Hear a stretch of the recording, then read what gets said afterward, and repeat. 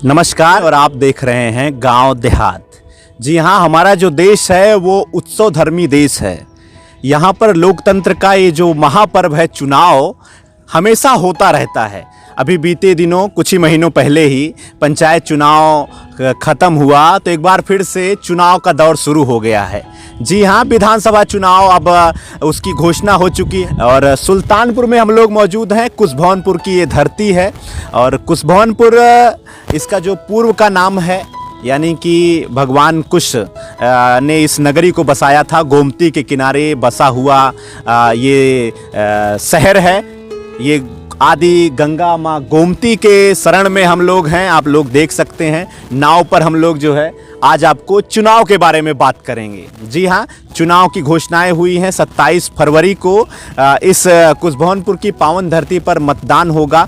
तो उसके पहले हम आपको गांव देहात के माध्यम से, अपनी टीम के माध्यम से जगह जगह का सर्वे बताएंगे, लोग क्या सोचते हैं आगामी चुनाव के बारे में। तो आज हम आपको उत्तर प्रदेश के सुल्तानपुर के इस ज़िले में 188 जो शहर से सटी हुई सीट है उसके बारे में हम आपको बताएंगे। सबसे पहले तो आप सभी दर्शकों को मेरा नमस्कार। मैं अंजनी तिवारी हूं। आप जानते हैं हमारे बारे में, हमारे बारे में भी जानना सब आपकी वजह से ही है, हमारे दर्शकों की वजह से, हमारे गांव देहात के लोगों की वजह से है। तो 2017 का जो चुनाव था वो 188 विधानसभा में के बारे में अगर हम बात करें तो 17 का चुनाव में यहाँ से भारतीय जनता पार्टी के सूरभान सिंह को यहाँ की जनता ने उनको विधायक बनाया था। तो सुल्तानपुर के 188 विधानसभा में लगभग 4 लाख के करीब मतदाता हैं। वो जो मतदाता हैं वो उसमें जो है निर्णायक भूमिका में मुस्लिम मतदाता हैं, यानी कि अल्पसंख्यक वर्ग जो है वो 90,000 के करीब वोटर अल्पसंख्यक वर्ग के हैं। और यहाँ पर 65,000 के करीब ब्राह्मण हैं और 65,000 के करीब एससी भी हैं। 40,000 क्षत्रिय समाज के लोग होते हैं जो है यहाँ का मतदाता जो प्रत्याशी हैं उनके भाग्य का फैसला करते हैं। और 40,000 ठाकुरों की बात के बाद 34,000 यादव भी हैं यहाँ पर। और 2017 के चुनाव में बीएसपी के कैंडिडेट थे आपके मुजीब अहमद, जो लगभग 54,000 वोट पाए थे और 32,000 वोटों से वो चुनाव में दूसरे नंबर पे थे। और 2007 से 17 तक यहाँ पे जो विधायक थे वो अनूप संडा उस चुनाव में मात्र 53,000 वोट पाए थे। तो ये 2017 का आंकड़ा था। 2017 के आंकड़े में सूरभान सिंह जो भारतीय जनता पार्टी के प्रत्याशी के रूप में आए थे वो चुनाव जीते थे। उसके पहले भी वो एक बार विधायक 1996 के चुनाव में बन चुके थे। 2017 में जनता ने उनको दोबारा मौका दिया। तो ये कुछ चुनावी गणित है विधानसभा 188 का। आप लोग इसी चुनावी गणित के बीच में यहाँ का परिदृश्य भी देखिए कि किस तरीके से सीताकुंड घाट, ये कहा जाता है कि जब माता सीता वनगमन के लिए जा रही थी तो यहाँ पे भी वो पहुँची थी। यहाँ पे भी रामायण काल में ये जो है यहाँ पर भी उसके साक्ष्य मिलते हैं। रामायण कालीन ये जगह है, पावन क्षेत्र है। अब धीरे धीरे सुल्तानपुर का विकास हो रहा है। तो 188 विधानसभा क्षेत्र के जनप्रतिनिधियों का भी इसमें बहुत बड़ा योगदान माना जाता है। तो अब हम थोड़ा सा पहले की बात करते हैं, लगभग पुरानी राजनीति की। तो यहाँ पर बहुजन समाज पार्टी जो बसपा प्रमुख क्षेत्रीय पार्टी है यहाँ पर जो है उत्तर प्रदेश में, उसका खाता आज तक यहाँ खुला नहीं है। कहें तो कोई विधायक यहाँ से बहुजन समाज पार्टी मायावती की पार्टी का यहाँ से नहीं चुना गया है। और अब तक का सबसे बेहतरीन प्रदर्शन हमने अभी आपको बताया कि मुजीब अहमद का था। 54,000 वोट, लगभग 26% वोट वो पाकर यहाँ पर जो है दूसरे नंबर पर रहे थे। और 3 बार यहाँ पर भाजपा का विधायक चुना गया है और 3 बार सपा का भी दबदबा यहाँ पर रहा है। 2 बार तो अनूप संडा यहाँ से विधायक चुने गए हैं सपा में। और 5 बार जो भारतीय राजनीति की एक प्रमुख पार्टी है कांग्रेस, जो है यहाँ से उसको सांसद विधायक बनने का, विधानसभा में जाने का मौका बना है। 3 बार जनसंघ का भी यहाँ से एमएलए बना हुआ है। और पहली बार भारतीय जनता पार्टी, मैंने अभी आपको बताया कि 1990 में चुनाव यहाँ से जीती थी।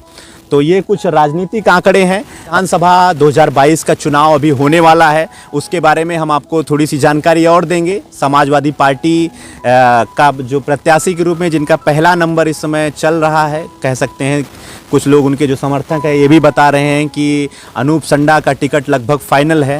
तो समाजवादी पार्टी से प्रत्याशियों की लिस्ट में अभी तक जो है प्रथम उनका नाम है गुलाब जायसवाल, जो व्यापार मंडल के ही सुल्तानपुर के जो है नेता हैं, उनका भी नाम इस समय चल रहा है। विनोद जायसवाल जो सचिव हैं पिछड़ा वर्ग के समाजवादी पार्टी के, वो भी प्रमुखता के साथ एमएलए की सीट में जो है बनने के प्रयास में जो है जुटे हुए हैं। और एक नाम जो सबसे प्रभावी है 188 विधानसभा सुल्तानपुर में, 187 इसौली में भी, वो है मोहम्मद ताहिर खां का। मोहम्मद ताहिर खां सुल्तानपुर के सांसद भी एक बार रह चुके हैं और लगभग 2 बार वो चुनाव विधानसभा का भी उन्होंने लड़ा है। और वो जो है इस समय 188 शहर की जो सीट है सुल्तानपुर की, उसमें भी वो जो है दौड़ में है, टिकटों की दौड़ में शामिल नज़र आ रहे हैं। और वहीं एक नाम जो सबसे अलग जो है लोगों के दिमाग में प्रत्याशियों के रूप में आ रहा है, वो ओपी वर्मा का है। शिक्षक हैं, समाजसेवी हैं और वो भी समाजवादी पार्टी के टिकटों की जो लाइन में हैं सबसे प्रमुख रूप से माने जा रहे हैं। और बहुजन समाज पार्टी मायावती ने अपने कैंडिडेटों की घोषणा की है, उसमें डॉक्टर DS मिश्रा सुल्तानपुर से उनको टिकट यहाँ से मिला है 188 विधानसभा से शहर की सीट से। तो DS मिश्रा का नाम भी प्रमुख रूप से सामने है, वो भी अपने चुनावी समीकरण को बढ़ा रहे हैं, एक लगे हुए हैं कि किसी न किसी तरीके से यहाँ के मतदाताओं को लुभाया जाए और एक बार बहुजन समाज पार्टी का खाता कम से कम खोला जाए। तो ये कुछ समीकरण है। वहीं भाजपा की अगर बात करें तो यहाँ पे जनमानस में भारतीय जनता पार्टी का जो है एक बार फिर से कुछ लहर बनेगा या नहीं बनेगा, ये तो आने वाला समय बताएगा। इसमें सूर्यभान सिंह जो विधायक हैं उनका टिकट मतलब वो चुनाव लड़ेंगे या नहीं लड़ेंगे ये पार्टी अभी तय नहीं की है, लेकिन उम्र की जो एक सीमा है लगभग वो पार हो चुके हैं। तो ऐसा माना जा रहा है कि उनका टिकट इस बार नहीं रहेगा। उनकी जगह पे उनको जो सुपुत्र रूपेश सिंह हैं वो प्रमुख रूप से दावेदारी दिखा रहे हैं। और प्रवीण अग्रवाल जो चेयरमैन यहाँ से रह चुके हैं, उनका भी नाम टिकट पाने वालों की लिस्ट में शामिल हो लगभग माना जा रहा है। वहीं रीता सिंह जो महिला मोर्चा की पूर्वी उत्तर प्रदेश की उपाध्यक्ष भी रह चुकी हैं, वो ज़मीनी स्तर पे सक्रिय हैं, यहीं धनपतगंज की रहने वाली हैं। कुल मिलाकर शहर की जो सीट है उसका जो भौगोलिक समीकरण है वो काफ़ी दूर तक बना हुआ है। वहीं भावना सिंह जो महिला नेत्रियों में शामिल हैं सुल्तानपुर के, उनका भी नाम है। और ओम प्रकाश पांडे जो पूर्व मंत्री जो है रहे हैं, यहाँ से एक बार विधायक उनको जनता ने बनाया है, उनका भी नाम शामिल है इस दौड़ में। कांग्रेस की बात करें तो नौशाद हुसैन, राहुल त्रिपाठी, फिरोज अहमद और रेणु श्रीवास्तव, इनका भी नाम प्रमुख रूप से बैनर पोस्टर के माध्यम से 188 की विधानसभा में दौड़ रहा है। सबसे बड़ी बात जो हैदराबाद के ओवैसी साहब हैं AIMIM, उनके भी यहाँ पे यूपी के चुनाव में प्रमुख भूमिका मानी जा रही है। तो सुल्तानपुर में मिर्ज़ा अकरम बेग उनका जो है झंडा है उसको बुलंद किए हैं, वहाँ के ये प्रत्याशी हैं।